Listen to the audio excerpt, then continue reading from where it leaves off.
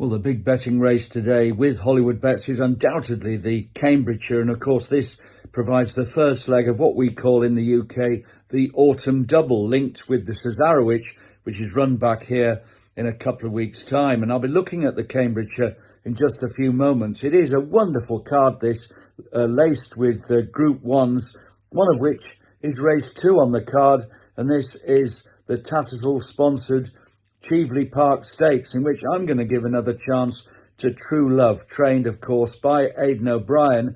Now, True Love was beaten at the odds of 1-4 in a Group 1 at the Curragh last time, but she came back with genuine excuses. She was found to be lame, and I think we should forgive her that performance. Look rather at her previous efforts when she won the Queen Mary at Royal Ascot, showing amazing speed, and then took out a Group 2 at the Curragh.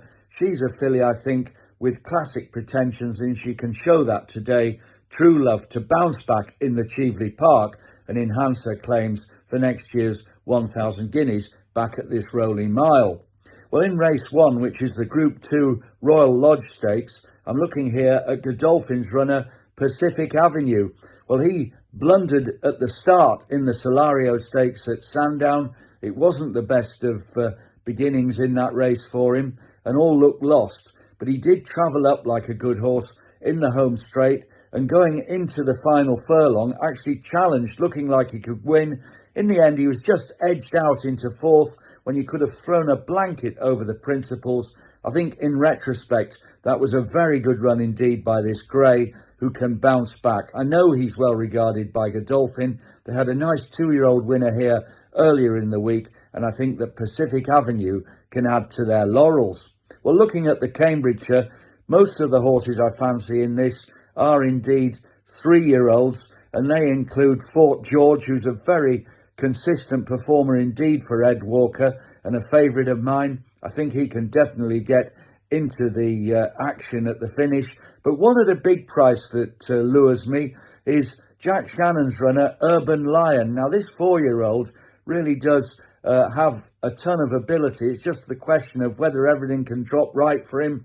He's got very few miles on his racing clock. I thought he was unlucky not to go very close in the Royal Hunt Cup at Royal Ascot when he was stopped in his run at a vital time, and he was probably on the wrong side of the track. Since then, he wasn't ridden right at the Shergar Cup when he tried to go from the front, and last time out he had to circumnavigate the field at York, and that was not the thing to do. So put a line through that run.